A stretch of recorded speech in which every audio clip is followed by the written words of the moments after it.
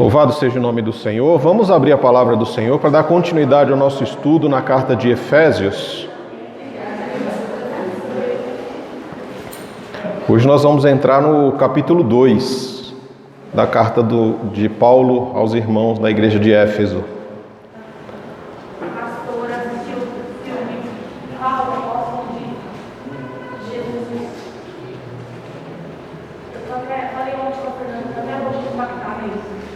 Irmãos, esse filme é top, hein? O Paulo, Apóstolo de Cristo. Muito bom. Quem não assistiu, uma ótima recomendação aí, tem na Netflix. Vocês podem assistir, que vocês não vão se arrepender.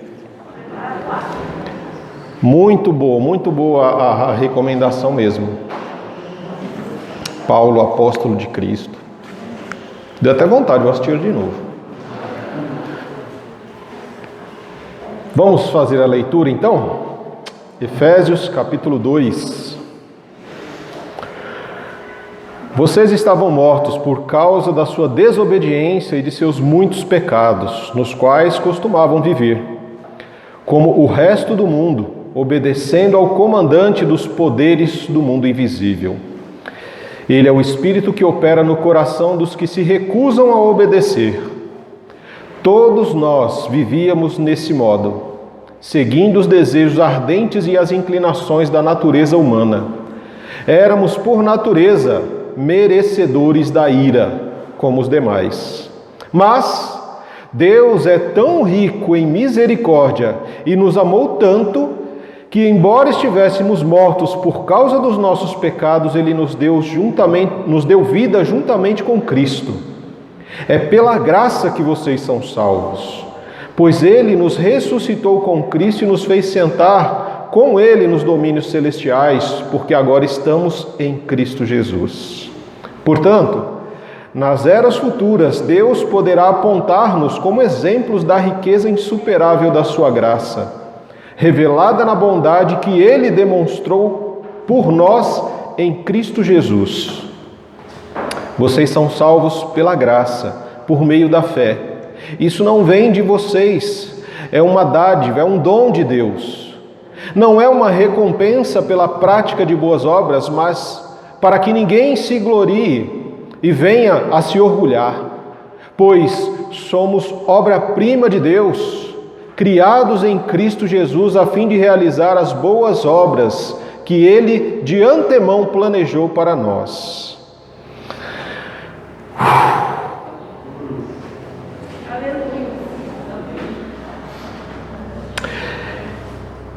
O texto que fala aqui, né, aquela parte negrito da minha Bíblia diz que é uma nova vida com Cristo. Diante dessa leitura, eu coloquei um tema para essa mensagem como poemas da morte para a vida gerando vida. E por que eu digo isso? Você já conheceu pessoas que você olhou e falou assim: mas rapaz, esse homem ou essa mulher, essa pessoa é tão educada, é um baita trabalhador, uma baita trabalhadora, paga suas contas em dia, é extremamente responsável com tudo que ela tem, né, sob sua responsabilidade, é uma pessoa que tem compromissos e que cumpre, né, com seus compromissos da melhor forma possível, é um bom pai, uma boa mãe. Só falta Jesus. Você já conheceu alguém assim que você pensou exatamente isso? Tinha tudo, né? Tem tudo que um cristão deveria ter. Por que eu digo deveria? Porque nem todo cristão tem tudo. Mas a gente vê muitas características às vezes nas pessoas que a gente não consegue ver nos cristãos, num contexto geral. A gente fala, a pessoa tem tudo, só falta Jesus. Então, falta o principal, né? Porque ela pode ter tudo o que ela quiser, mas se ela não tiver Jesus, ela não tem nada.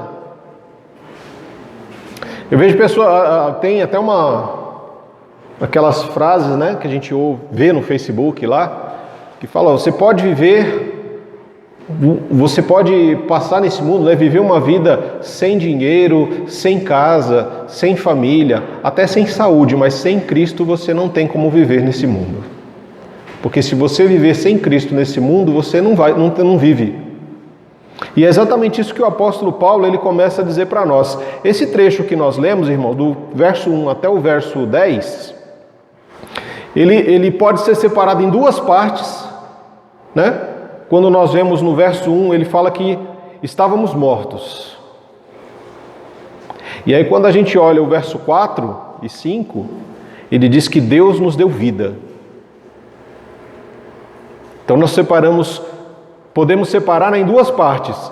Estávamos mortos e depois nós recebemos vida. Mas para ser um pouco mais assertivo, nós vamos separar ele em três partes. Primeiro, o que o pecado fez conosco, como era a nossa vida antes de Jesus, que é o que Paulo fala para nós, verso do 1 até o verso 3. Ele diz como que era a nossa vida sem Jesus, o que o pecado fez em nós. Depois ele vai dizer o que aconteceu quando nós fomos encontrados por Jesus. E o verso 10 vai dizer para a gente qual o propósito disso. O que acontece depois desse encontro com Jesus, ou o que deveria acontecer conosco depois desse encontro com Jesus. Então ele vem dizer para nós, ele começa falando o quê? Quando a gente veio, né, de um estudo já do primeiro capítulo de Efésios, e esse primeiro capítulo nos disse sobre o plano de Deus, quando Ele nos escolheu antes da fundação do mundo para sermos santos e apresentados diante dele sem culpa, por meio de Cristo Jesus. Nós fomos amados desde antes do mundo ser criado, Deus já nos amou. Depois, Cristo nos redimiu e nos perdoou. E depois, o Espírito Santo é o selo que habita em nós, a garantia de Deus de que Cristo vai voltar para buscar aqueles que são seus. E agora o Paulo ele vai abrir um pouco mais esse plano, nos contando como que ele é desenvolvido a partir da salvação do ser humano. Porque esse ser humano ele foi amado antes do mundo ser criado, Deus amou o ser humano. Mas esse ser humano ele se desviou dos caminhos do Senhor. Ele desobedeceu. E aí, Paulo já começa dizendo que nós estávamos mortos. Nós estávamos mortos. Já começamos aí como uma tragédia, né? Estávamos mortos. E é isso que eu falo para vocês, porque assim, às vezes a gente vê essas pessoas, né, que não foram regeneradas, que não nasceram de novo, e nós vemos tantas características boas nelas, né? Porque a gente às vezes fala assim, uma pessoa que não nasceu de novo, que não recebeu Jesus, ela não tem como ser um bom pai, ou uma boa mãe, ou um bom empregado. Lógico que tem. Tem sim. Tanto tem que vocês, quando eu perguntei, me disseram que sim, conhecem várias pessoas assim, não é verdade? Que a gente vê muitas características boas na pessoa e a gente fala, só falta Jesus. Porque como é que essas pessoas conseguem manifestar essa bondade toda, né? Esse compromisso, essa responsabilidade, ser bons pais, boas mães, bons filhos, bons trabalhadores, ter compromisso de pagar suas contas em dia, não ter nome sujo. Porque são pessoas que vivem uma moralidade. E a moralidade em que elas vivem as capacita a serem assim. São pessoas moralmente boas. Assim como a gente vê que às vezes nós encontramos aí pessoas que dizem que têm Jesus, mas escondem dinheiro na cueca, né? E ainda agradecem a Deus pelo privilégio de poder fazer isso. Não é verdade? Complicado, né? Esse tipo de coisa, mas infelizmente a gente vê. Pessoas que vendem a fé e se aproveitam, vivem às custas da fé alheia. A gente vê isso acontecendo. E a gente fica às vezes meio confusos, né? Porque a gente fala, poxa, essa pessoa não frequenta uma igreja, não confessou Jesus, não nasceu de novo, não foi batizado, mas ela vive uma vida moral correta. É uma pessoa moralmente correta. Mas a palavra do Senhor, ela fala que nós estávamos mortos não por causa da nossa moralidade, mas ela fala que estávamos mortos por causa da desobediência e dos nossos muitos pecados. Em algumas traduções, as transgressões, né? Transgressão do quê? Da lei de Deus. E aí é que a gente precisa fazer uma separação dessa questão. Por exemplo, uma pessoa que está morta aqui, como Paulo está falando, ele não está falando que estão mortas fisicamente. Porque a gente vê essas pessoas, não vê? Elas andam, elas falam, tal, elas não estão mortas fisicamente, elas estão mortas espiritualmente. E assim como uma pessoa que está morta fisicamente, um cadáver, né? Se você fazer aquela massagem cardíaca no coração de alguém que já morreu, ele vai ter algum estímulo? Ele vai voltar? Você pegar aquele desfibrilador lá, dá uns 300 watts no peito da pessoa, morta, no cadáver, né? A gente chega lá, tem um caixão ali. Não, peraí, eu vou lá, vou fazer uma massagem cardíaca para ver se ele responde. Ué, mas ele está morto no caixão. Não é verdade? O morto sente alguma coisa? Você pode bater, você pode beliscar, você pode xingar ele. Ele sente alguma coisa? Não. Ele não sente cheiro, ele não sente gosto, ele não ouve, ele não fala, ele não vê, ele não tem fome, ele não tem sede, ele não tem vontade, porque ele está morto, não é? Nenhum estímulo que você faça a esse cadáver vai fazer com que ele viva novamente. Por quê? Porque ele está morto. Fisicamente. Da mesma forma é o que Paulo está dizendo. Nós estávamos mortos por causa dos nossos delitos, transgressões e pecados. Estávamos mortos espiritualmente. Uma vez que nós estávamos mortos espiritualmente, nós não respondemos a estímulos espirituais. Como assim, pastor? Você pode frequentar uma igreja, você pode fazer parte de uma comunidade, a palavra pode ser ministrada, mas para você não faz diferença. Ela não toca no seu coração, ela não te incomoda, porque você está morto espiritualmente. Você pode ser exortado por um líder, por um pastor ou por alguém que você respeite. Você pode ouvir a melhor palavra ministrada na face da terra. E mesmo assim você ficar indiferente a essa palavra. Essas são pessoas que estão mortas espiritualmente. É o exemplo que o Paulo fala lá em 1 Coríntios 11, quando ele está falando do autoexame, né?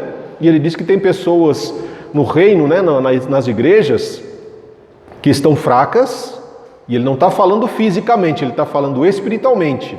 Tem gente dentro da igreja que está fraca espiritualmente, tem gente que está doente, e tem gente que já morreu espiritualmente.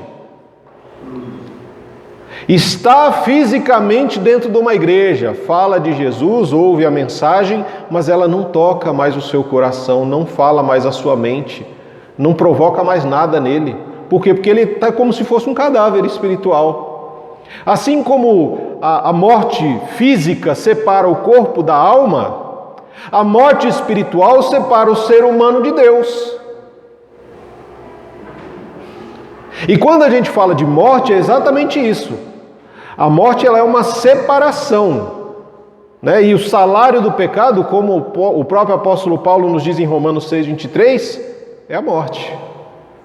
O salário do pecado é a morte. E a morte é o quê? É separação de Deus. E quando a gente pensa em pecado, eu já até perguntei uma vez aqui nos nossos estudos, né? O que é pior? A morte ou o pecado? Né? Alguns na época disseram, é a morte, pastor. Mas na realidade não é. A morte, ela é consequência do pecado. A palavra do Senhor em Romanos fala que nem a morte nem a vida pode nos separar do amor de Deus, não é? Mas ele não fala do pecado. Lá em Isaías, se eu não me engano, acho que 58 a 59, diz que a mão do Senhor, ela não está encolhida para que não possa nos abençoar. Nem os ouvidos do Senhor estão surdos para que não possa ouvir a nossa oração. Mas o que nos afasta, o que nos distancia de Deus são os nossos pecados. Então o pecado, ele nos afasta de Deus. De que forma? Através da morte. Então nós precisamos tomar muito cuidado, né? Porque uma pessoa em desobediência ou incredulidade, né, a gente vê, como ele coloca aqui, né, estávamos mortos por causa. A causa da nossa morte foi o pecado, foi a nossa desobediência, foi a rebelião de Adão e Eva contra Deus. Isso nos afastou de Deus e permitiu que o pecado entrasse no nosso coração e nos tornasse pessoas mortais, afligidos pela morte. Muitas vezes hoje a gente não tem medo da morte, a gente tem medo da dor, né? Para morrer. Do sofrimento, de ficar de repente em cima de uma cama vegetando, ficar sofrendo. Muitas vezes o medo da pessoa não está na morte, mas está no processo da morte. E quando a gente observa essas questões, irmãos, é como se nós olhássemos o mundo, porque Paulo lá em Romanos 3, ele vai dizer que todos pecaram. Todos. Não tem ninguém que se salve. Todos pecaram e todos estão destituídos, afastados da glória de Deus. Todos nós vivemos como se fôssemos sepulcros caiados. Bonitinho por fora, mas podre por dentro. É como se o mundo fosse um grande cemitério. E cada um de vocês, cada um de nós, tínhamos uma lápide já escrita: morto por causa do pecado. Quando ele diz aqui, irmãos, que estávamos mortos por causa dos pecados, da desobediência, né, da incredulidade, nós precisamos entender uma coisa muito importante. Uma pessoa que está dominada pela desobediência ou pela incredulidade, ela não é uma pessoa doente. Ela é uma pessoa morta. Paulo diz aqui que não está doente, ele está falando que ela está morta. A desobediência, a incredulidade, essa pessoa não está doente, ela está morta. E uma pessoa morta, a gente não tem que orar por restauração. A gente às vezes ora errado. Senhor, restaura fulano. Ué, mas se ele está morto, como é que ele vai ser restaurado? Ele precisa ser ressuscitado, porque ele está morto. Ele não está doente. Uma pessoa que vive na desobediência e na incredulidade, ela não precisa de uma reforma. Você olha uma casa que está caindo os pedaços, está com parede toda mofada, podre, portas podres, cheias de cupim. Não é uma reforma que vai resolver, irmãos. Ela precisa nascer de novo. E a gente precisa estar atento a isso. Uma pessoa que vive em desobediência e incredulidade, ela não está doente, ela está morta. Não é uma reforma que vai resolver, mas ela precisa nascer de novo. Ela precisa morrer para este mundo e nascer de novo. Nascer do alto, nascer do Espírito, porque essa é a orientação do Senhor. E quando Ele fala para nós dessa questão da desobediência, né? Que o homem, primeiro, o homem está morto. Segundo, o homem foi morto por causa da morte. Terceiro, é um homem que vive na desobediência. E aí vem a pergunta, né? O que causa a desobediência desse homem? E quando eu falo homem, eu estou falando homem e mulher, tá, gente? O que causa a desobediência dessa pessoa? Quando nós olhamos num contexto geral, três coisas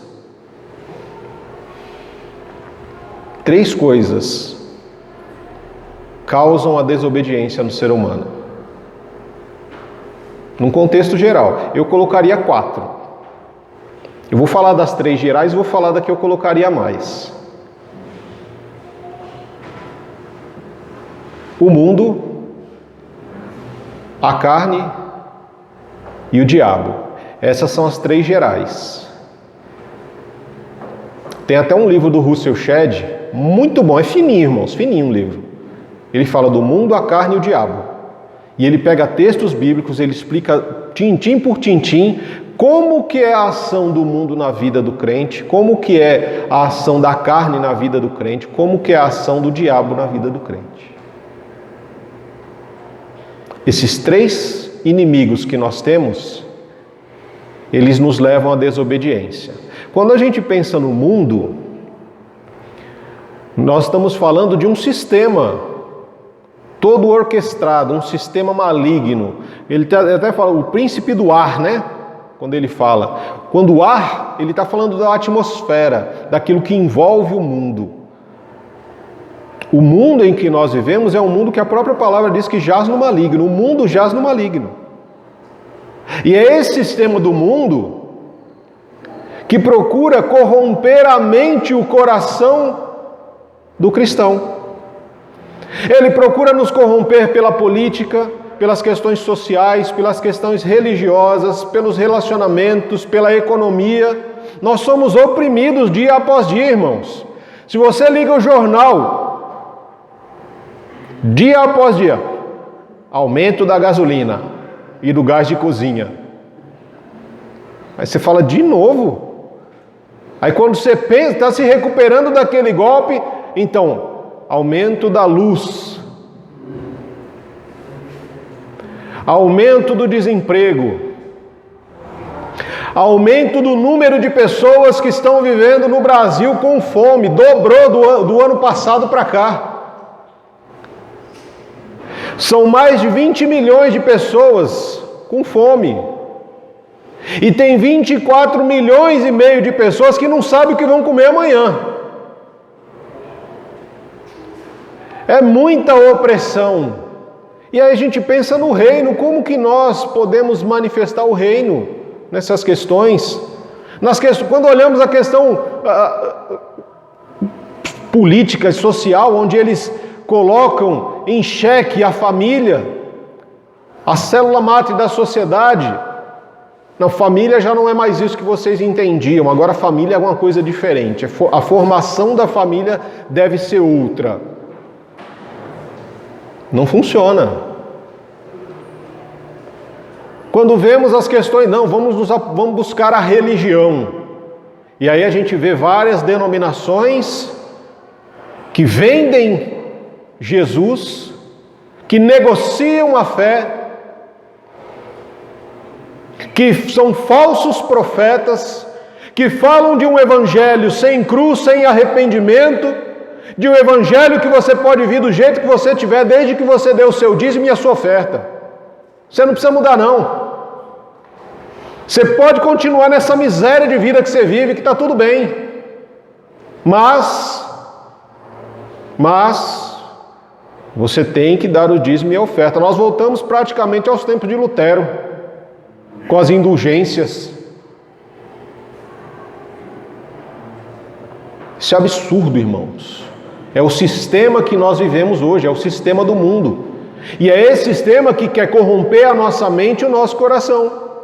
E é por isso que o apóstolo Paulo fala para a gente não se conformar, não deixar que a nossa mente tome a forma do mundo, que os nossos valores e princípios cristãos sejam negociados, que nós devemos abrir mão desses valores e princípios e adotemos a postura que o mundo nos orienta. Mas nós precisamos sim ser transformados por uma renovação da nossa mente para que a nossa mente se conforme à mente de Cristo. Esse é o grande propósito. Esse é o inimigo chamado mundo. E o inimigo chamado carne? Quando a gente pensa na carne, a gente pensa no corpo, né? Não é o corpo. Não é o corpo. Quando a gente fala da carne, a gente fala da vontade. Uma luta contra a nossa vontade.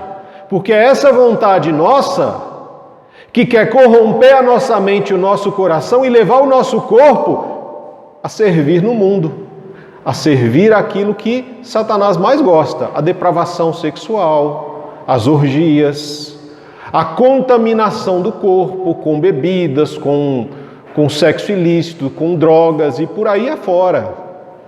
Essa vontade nossa, que ela diz para você assim, você não precisa orar, você não precisa ler a Bíblia porque é cansativo, você vai ficar com os olhos cansados, vai dar sono. Você vai ler a Bíblia para quê? Você nem entende. E muitas vezes nós cedemos a essa infeliz dessa carne maligna. Ah, é verdade, né? Eu vou orar para quê? Eu estou tão cansado. Vou ir à igreja fazer o quê? Se eu posso ver o culto pela internet, se eu posso acompanhar outras mensagens, eu estou num self-service gospel agora, né?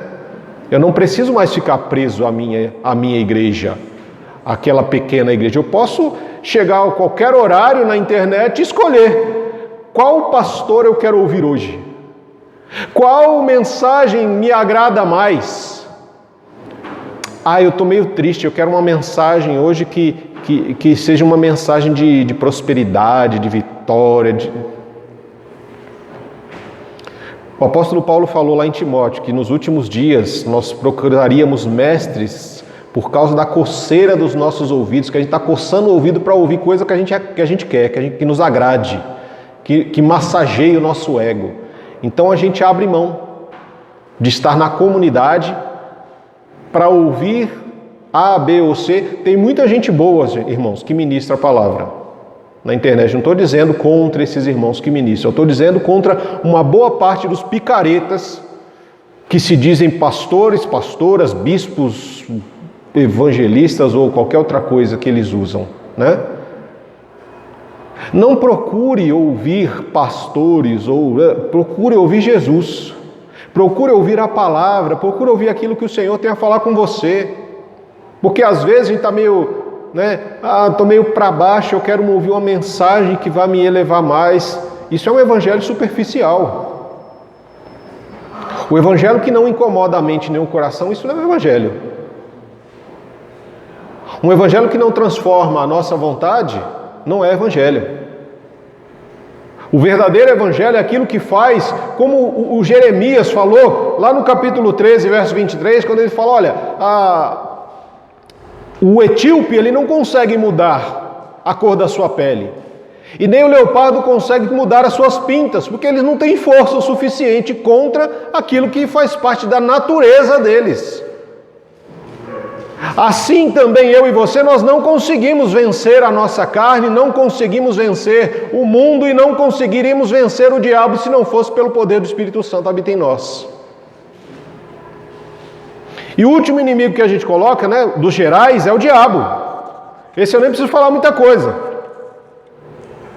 É a antiga serpente, é o acusador, é o mentiroso, o pai da mentira. Ele é o que Paulo fala aqui, aquele espírito que opera no coração dos que se recusam a obedecer.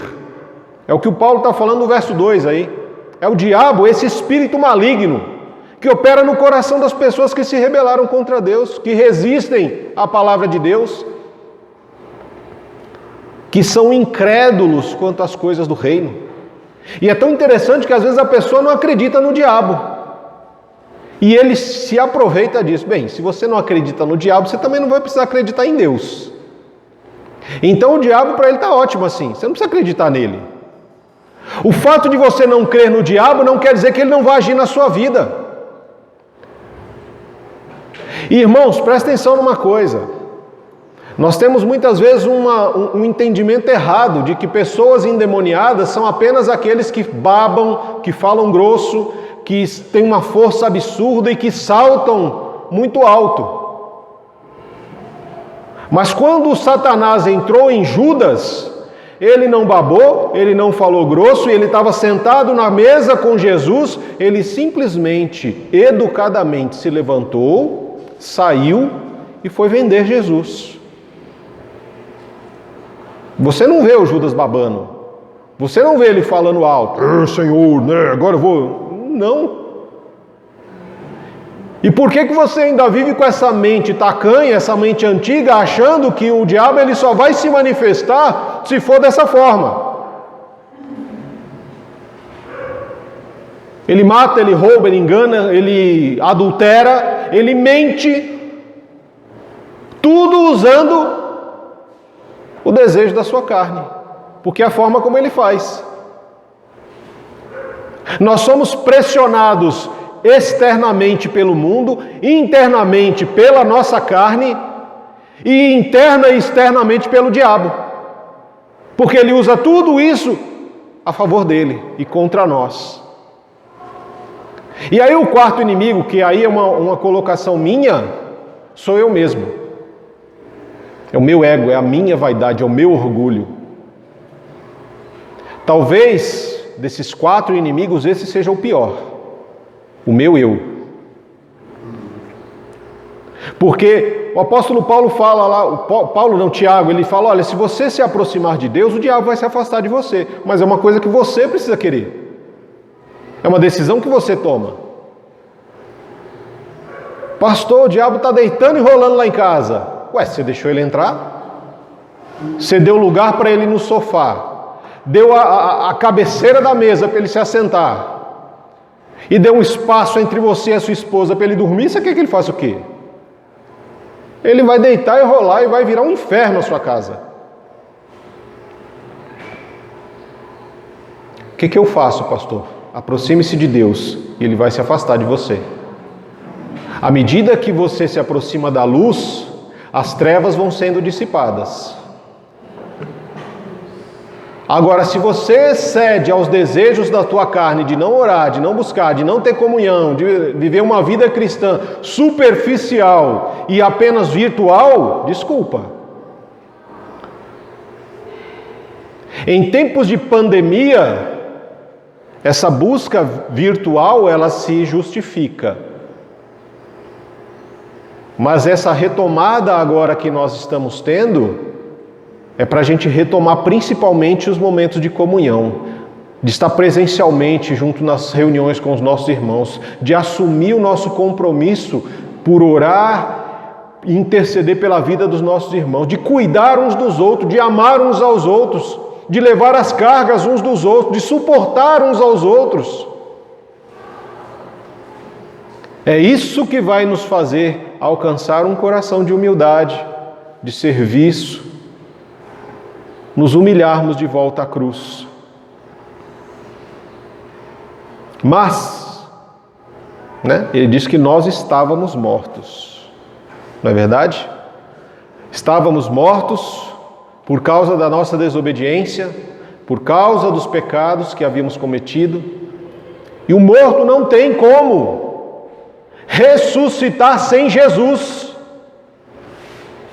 Estávamos como um vale de ossos secos.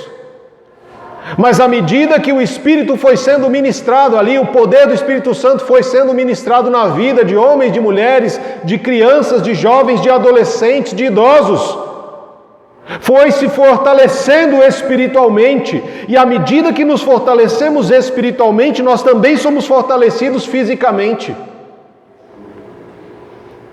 Quando Jesus leva sobre si as nossas doenças, as nossas enfermidades, os nossos pecados, Ele nos dá a possibilidade de vivermos realmente. E é isso que ele diz aqui para nós. Aí o Paulo, a partir do verso 4, ele faz uma comparação do antes e o depois. Do verso 4 até o verso 9, ele vai fazer essa comparação. Ele diz, olha, antes nós éramos alvos da ira de Deus, mas agora nós somos alvos da sua misericórdia. Antes nós estávamos presos, escravizados pelas garras da morte, morte espiritual, mas agora nós somos ressuscitados para uma vida nova e uma vida eterna. Antes nós éramos escravos do pecado. Escravo não tem vontade, o escravo não tem como decidir se ele quer ou não alguma coisa.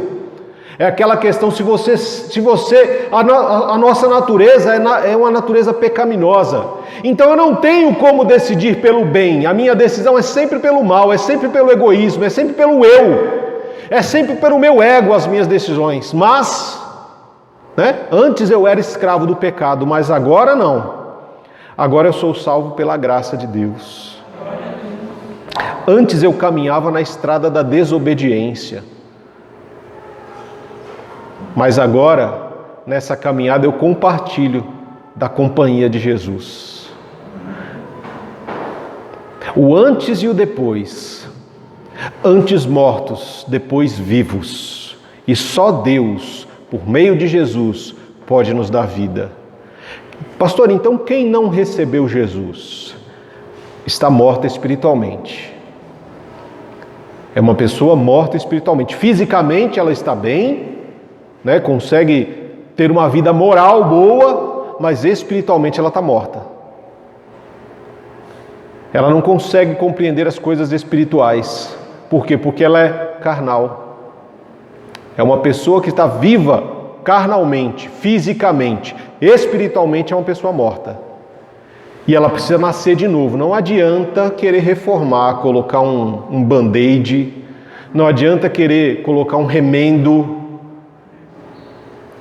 Jesus não remenda vidas. Jesus dá nova vida. Jesus não vai remendar um coração. Jesus vai dar um novo coração. Jesus não vai remediar um espírito que esteja mais ou menos. Ele vai dar-nos o Espírito Santo se nós pedirmos a Ele. É isso que nós precisamos, irmãos. E quando nós observamos esse texto do 4 até o 9, por que essa transformação ela acontece?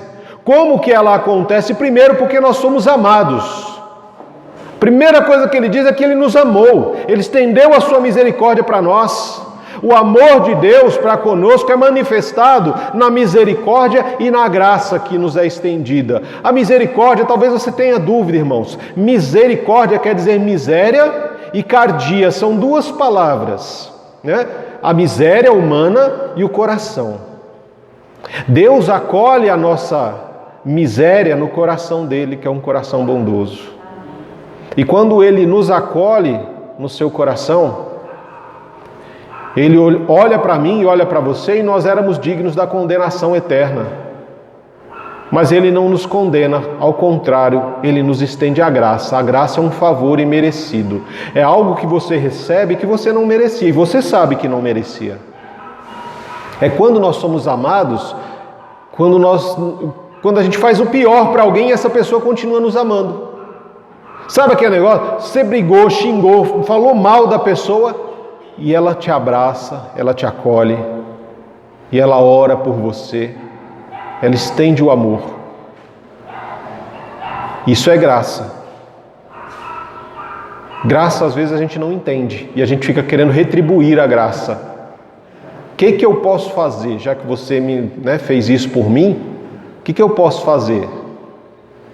Não é barganha, você não tem como negociar graça. Graça é graça. Você recebe, agradece e desfruta da melhor forma possível. Isso é graça. Misericórdia, a gente até conversou um outro dia que a misericórdia é quando você se torna o útero de alguém. Você dá o espaço, acolhe esta pessoa como uma criança é acolhida no útero.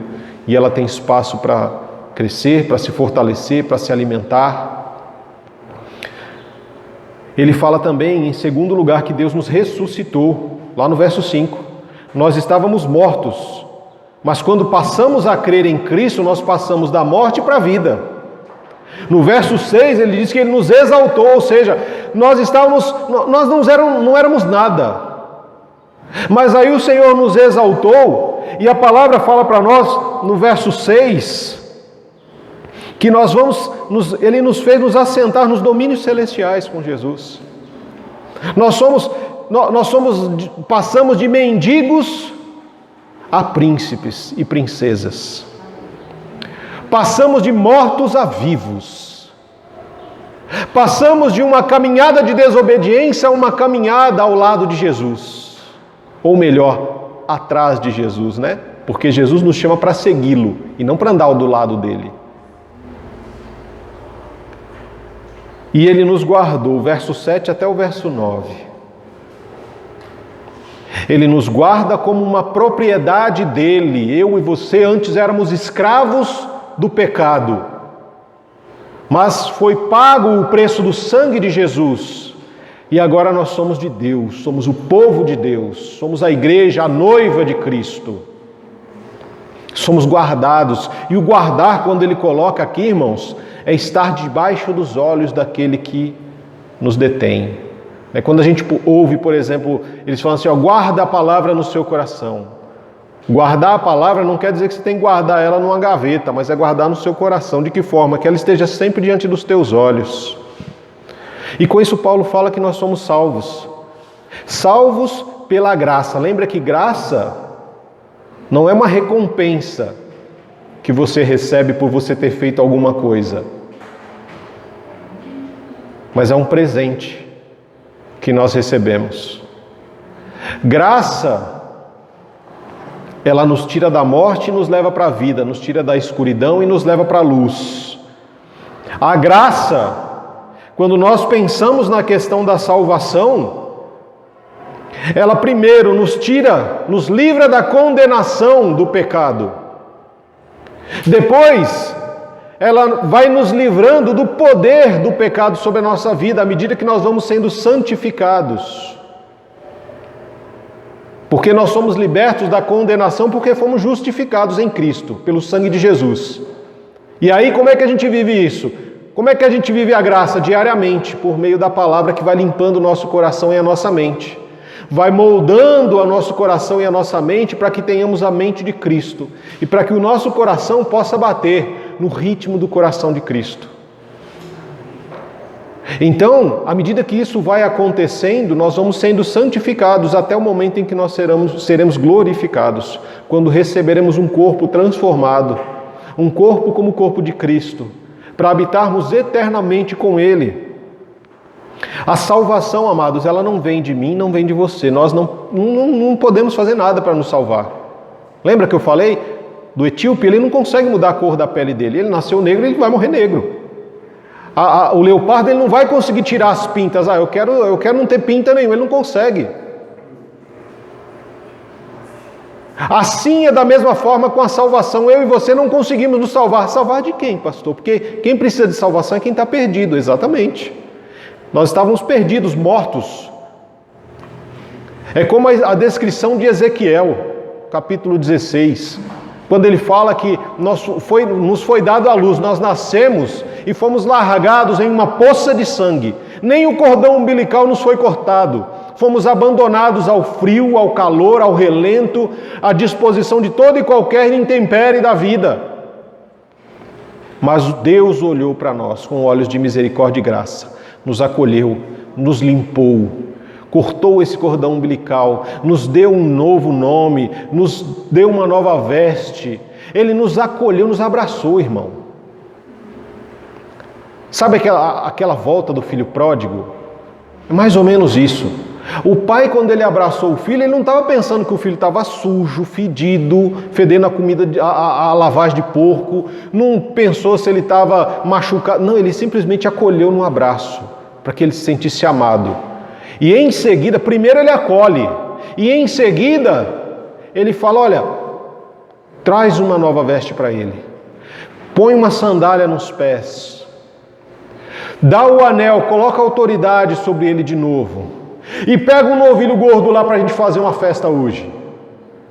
Porque a palavra do Senhor fala que quando um pecador se converte, há festa no céu. E essa festa no céu não é por causa do pecador que se arrependeu, mas é para a glória de Deus. Porque foi Deus, foi o Pai que foi ao encontro, foi o bom pastor que foi ao encontro daquele perdido. Foi Jesus que nos encontrou quando estávamos perdidos e abandonados. Foi o Cristo que nos abraçou. E é isso que a gente precisa entender. Nada do que você faz... Irmão, as pessoas... eu vou para a igreja para ser salvo. Você está condenado se a tua mente pensa isso, irmão. Igreja não salva. Placa de igreja, denominação não salva ninguém. Pelo contrário, tem muita placa de denominação que é uma porta para o inferno direta, sem escala. Só Jesus salva. Não tem outro caminho. Pastor, mas por que então que eu vou para a igreja? Você não vai para a igreja, você se torna a igreja à medida que você recebe Jesus na sua vida. À medida que você tem um encontro com Jesus, você se torna a igreja. O lugar onde nos encontramos, ele pode ser chamado de igreja, como uma instituição, mas é um lugar que, se não tiver gente aqui dentro, não tem vida. Porque Deus não habita em templos feitos por mãos humanas. Deus não vai habitar num lugar que não tem gente. Deus, Ele escolheu habitar em mim e em você.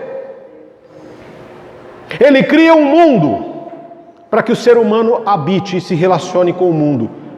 E Ele, Deus, escolhe habitar neste ser humano e agir deste ser humano e através dele no mundo. Então Ele salva esse ser humano que estava perdido. Ele salvou a mim e a você que antes estávamos perdidos, fazíamos tudo que a gente condena, né? Ah, porque fulano fala palavrão, você falava palavrão também. Ah, porque outro bebe, você também fazia isso. Qual a diferença entre ele e você? Jesus.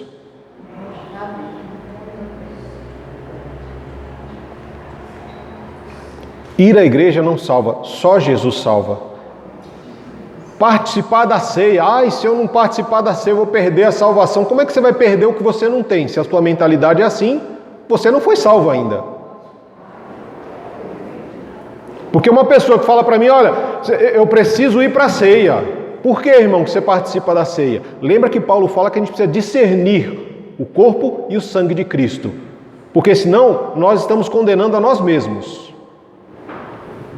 Quando você vem à ceia para participar achando simplesmente que, se eu não for eu vou perder a minha salvação, você não teve encontro com Jesus.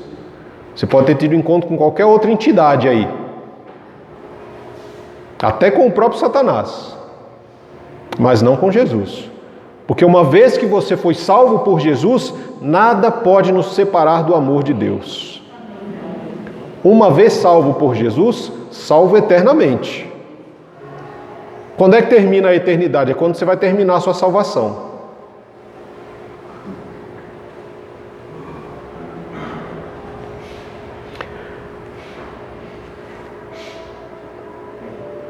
O Calvino, eu até marquei aqui uma frase que o Calvino disse a respeito da salvação, uma expressão que ele usou, sobre a questão da fé. Ele diz que a fé traz a Deus uma pessoa vazia para que ela possa ser cheia das bênçãos de Cristo. A fé leva até Deus uma pessoa vazia, para que essa pessoa possa ser cheia das bênçãos de Cristo. Pastor, então só preciso ter fé? Peraí, vamos por partes. Eu já falei da fé um outro dia aqui, sobre a fé, lá no livro de Tiago. Todos nós temos fé em alguma coisa, em alguém. Não é verdade?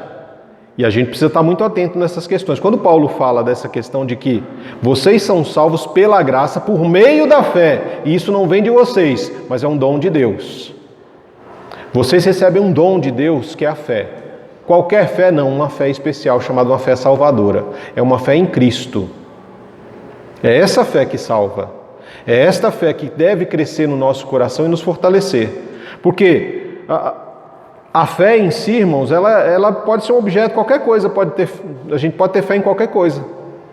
Eu posso ter fé no meu trabalho, posso ter fé no meu casamento, posso ter fé na minha família, posso ter fé no que você quiser ter fé, em ídolos, em dinheiro. Esse tipo de fé vai salvar você? Não.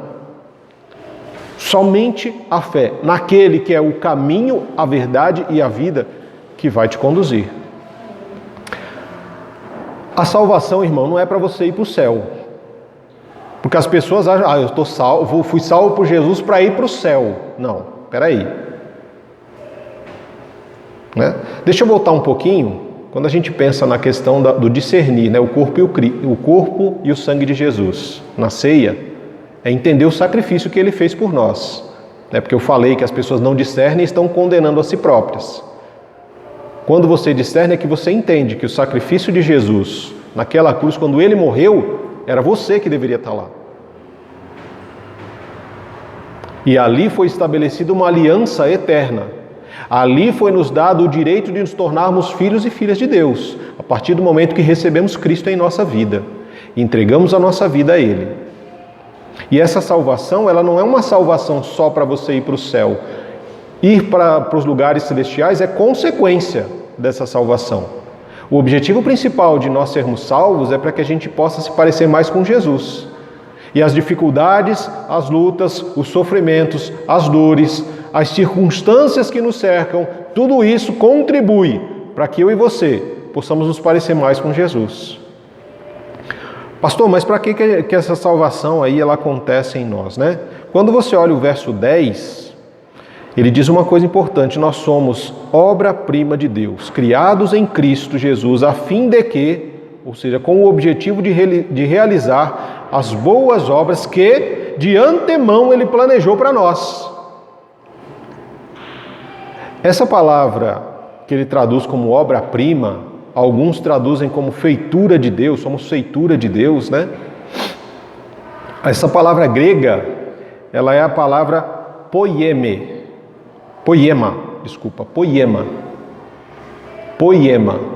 Você é um poema de Deus. O que é poema? Você é um poema de Deus. Talvez você nunca tenha parado para pensar nisso. Um poema, ele é escrito por um poeta. Quem é o poeta? É o próprio Deus. Como que esse poeta está escrevendo o poema? Paulo fala lá em Coríntios que nós somos cartas vivas escritas por Deus. Não mais em pedras, mas no coração humano. Com quem escreve isso? É o Espírito Santo que vai escrevendo. E quem é o poema? Nós somos o poema de Deus. Eu e você somos um poema de Deus. Somos uma criação de Deus. E nossa vida está sendo escrita todos os dias. Deus já sabe o final, porque Ele não está preso no tempo. Mas a sua vida como um poema de Deus está sendo escrita agora, nessa vida.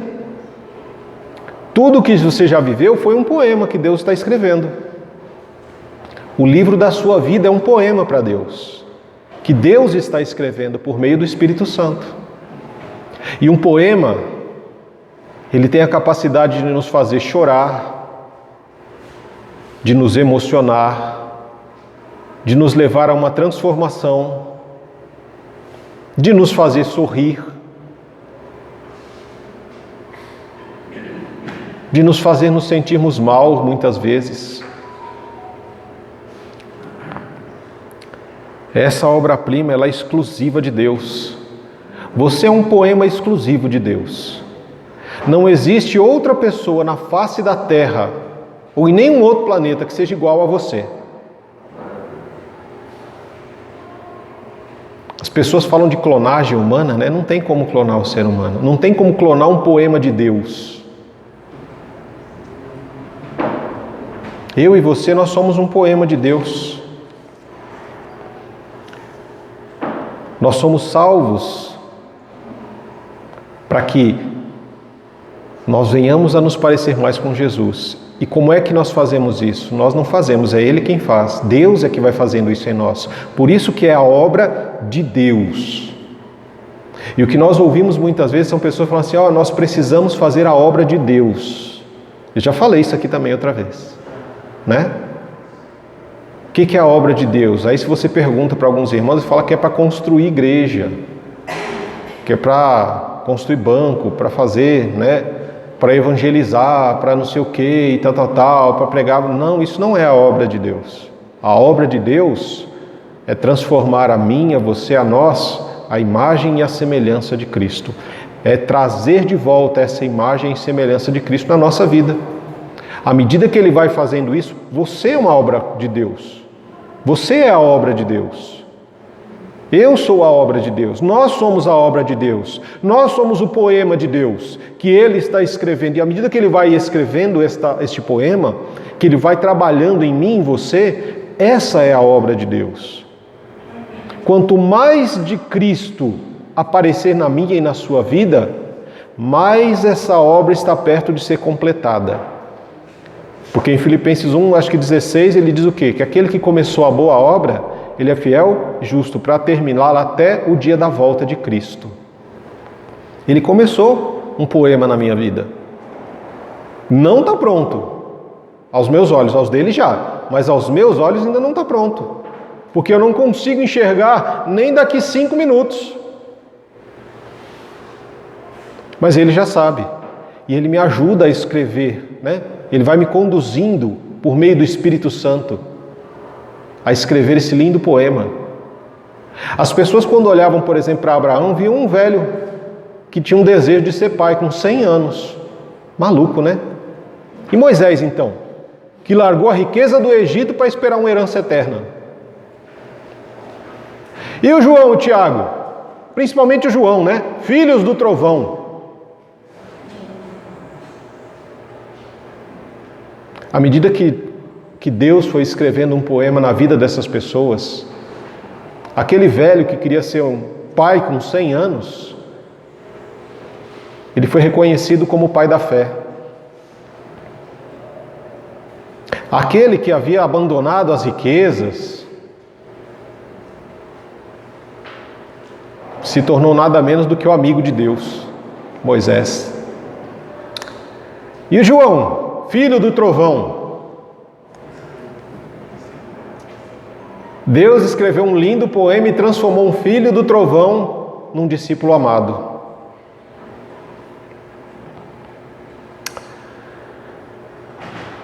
E aí eu te pergunto, irmão, irmã, que tipo de poema você está sendo para as pessoas que vivem ou convivem com você?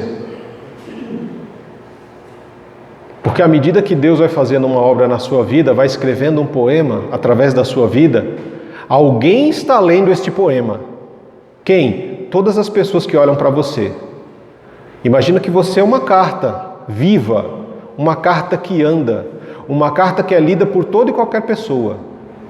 E qual o poema que essas pessoas estão lendo da sua vida? Qual o testemunho de vida que você está dando? Lembra que um poema, ele pode também trazer esperança, pode fortalecer a fé. Mas tem poemas que levam a tragédias. Os gregos conhecem muito isso, né? Os poemas gregos, via de regra, são poemas trágicos.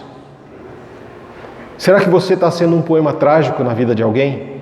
Que ao invés de levar essa pessoa a olhar para Jesus, você está fazendo essa pessoa olhar para mais longe de Jesus? Para dentro de si mesma, né? Porque o mundo fala, olha, se você tem algum problema, olha para dentro de você. Jesus fala, se você tem problema, olha para a cruz.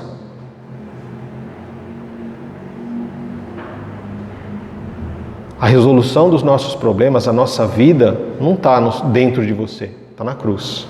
Está no sacrifício de Jesus.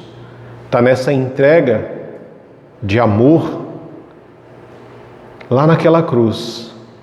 Lembra que eu falei a semana passada que a maior expressão de amor nós encontramos na cruz. Não é no dicionário. Se você quer saber o que é o amor, olha para a cruz.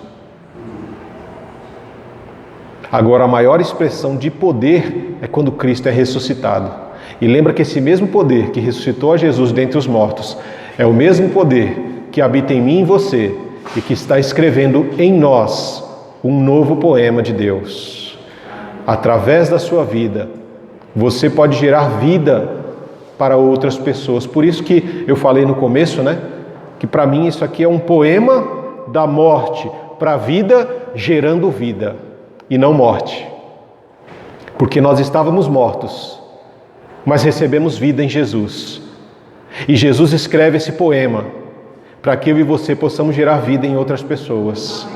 Esse é o nosso maior chamado, irmãos. É de manifestar Jesus, o reino de Deus. De que forma? Através da comunhão, da comunidade, do amor, da misericórdia, do perdão, do exercício dos frutos do Espírito que habitam em nós. E aí a gente vai falar nesse novo tipo de gente, né? Dessa nova humanidade na semana que vem, na continuação desse mesmo texto que o apóstolo Paulo fala aos irmãos de Éfeso. A semana que vem a gente fala dessa nova humanidade. Como é que é essa nova humanidade? Como é que Jesus faz isso? Mas até lá eu espero que você, meu irmão, minha irmã, você que ouviu essa mensagem, não atrapalha Jesus de escrever esse poema. Imagina que a nossa vida é um grande espetáculo, né? Que a vida humana é um grande espetáculo. Você não é o protagonista, é Jesus. O autor da peça é o próprio Deus. Eu e você somos os coadjuvantes. Não entendi, pastor. Como assim? Imagina a Bíblia. Tira o Moisés. Vai mudar alguma coisa? Se não fosse Moisés, seria outro. Tira Davi. Se não fosse Davi, seria outro. Tira o Pedro, tira o Judas. Se não fosse ele, seria outro. Agora tira Jesus. Acabou. Se tirar Jesus, é em vão a nossa reunião. É em vão essa última hora que eu falei com vocês. É em vão os louvores que nós cantamos aqui. Foram em vãos. Foram em vãos todas as nossas orações. Ele é o principal, Ele é o autor e o consumador da nossa fé, Ele é o autor e o consumador da nossa vida. Nós somos coadjuvantes. Ele sem mim, Ele continua sendo Deus. Eu sem Ele, misericórdia.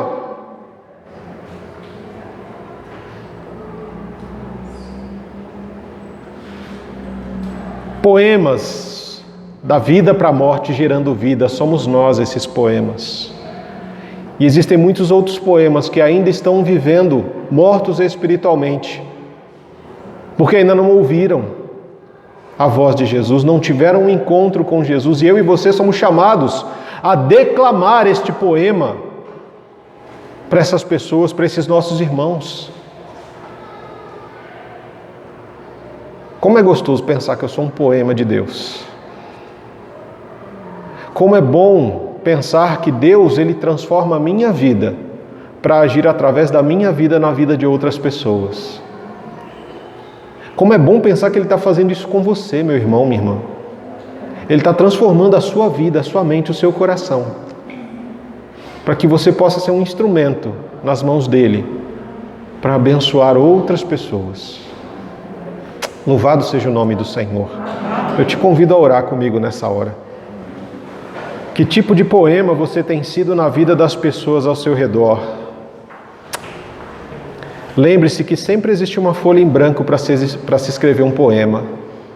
Cada dia da sua vida é uma folha em branco que Deus te dá para que você possa escrever novamente. Poxa, ontem eu não fui um bom poema na vida de determinadas pessoas, mas hoje eu tenho uma oportunidade de ser diferente, de ser melhor.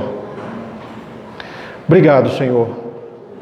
Obrigado pela Tua palavra, obrigado pela vida do apóstolo Paulo, que escreveu essas palavras, que se deixou ser um instrumento, um grande poema nas nossas vidas, Senhor. Que nos exorta, que nos puxa a orelha, que nos anima, que nos levanta, porque ele se deixou ser usado pelo Senhor. Ele deixou que a sua vida fosse um grande poema, uma grande carta para ser lida pelo mundo inteiro, de geração em geração. Ô Pai, obrigado porque este poema alcançou a minha vida. Alcançou a vida da tua igreja, alcançou a vida dessa pessoa que está ouvindo agora, Senhor. E se porventura esta pessoa estava morta espiritualmente, que ela possa ser encontrada pelo Senhor e possa ser ressuscitada, ela possa, em nome de Jesus, Senhor, nascer de novo, possa ter um encontro real e verdadeiro com o Senhor e se tornar, ó Deus, um grande poema seu. Ô Pai querido, obrigado pela vida de cada um dos meus irmãos e irmãs, por cada pessoa que está ouvindo ou que vai ouvir essa mensagem, ó Deus, que essa mensagem possa chegar ao coração dessas pessoas, que possa transformá-los, que essas pessoas possam ter agora a consciência de que elas lutam contra inimigos muito poderosos e muito fortes, o mundo, a carne, o diabo e o seu próprio eu, o seu próprio ego. E que não existe fórmula nenhuma na face da terra para que a gente possa vencer esses inimigos, a não ser no nome de Jesus. Porque a palavra do Senhor nos diz que o Senhor nos dá poder e autoridade, Senhor, para expulsar demônios, para curar enfermos, para lutar contra nós mesmos, para tomar a nossa cruz dia após dia e seguir ao Senhor, quando nós negamos aos desejos da nossa carne. Nós assumimos um novo projeto de vida que vem do alto, que vem da cruz. Um projeto de vida, de viver a vida de Cristo, de manifestar o reino de Deus aonde quer que nós estejamos. E isso vai transformando a nossa vida à medida que nós vamos caminhando e nos aproximando mais do Senhor. Bendito seja o teu nome, Pai, porque nos amou desde antes da fundação do mundo. Bendito seja o nome de Jesus, que nos perdoou e estendeu a nós a sua graça. Bendito seja o Espírito Santo, que nos convence, nos consola, nos traz comunhão e escreve em nós o poema de Deus. Louvado seja o nome do Senhor por mais este dia que o Senhor nos permite viver. E obrigado, Senhor. Obrigado por hoje ser como uma folha em branco, onde nós podemos continuar escrevendo a nossa história, onde o Senhor escreve a nossa história, na verdade, né? Com amor, com graça, com misericórdia, com perdão, a fim de que nós venhamos a compartilhar isso com outras pessoas. Que a obra do Senhor, que o Senhor começou na nossa vida, Pai, ela possa continuar sendo feita através da santificação, através da fé, porque a conversão não é o final. A conversão é apenas o primeiro passo. Quando nos convertemos, quando somos convertidos ao Senhor, passamos pelo arrependimento e por um novo nascimento. O primeiro passo, ele tem continuidade na santificação e na fé, que vai sendo desenvolvida em nós dia após dia. E tem a sua consumação na glorificação, na volta de Jesus. Que o amor de Deus inunde o nosso coração, que a paz de Cristo tome as nossas vidas, e que a comunhão e a consolação do Espírito Santo direcione os nossos relacionamentos a cada um dos dias que vivermos, para que possamos realmente, através das nossas vidas, sermos poemas escritos por Deus, para a glória de Deus, para a exaltação do nome de Deus. Assim nós oramos ao Senhor em nome de Jesus. Amém. Amém e amém. Poemas, vocês estão liberados para serem declamados por toda a face da terra, na sua casa, no seu trabalho, na sua escola, que as pessoas possam ler você e ver Jesus na vida de vocês. Vão em paz em nome de Jesus.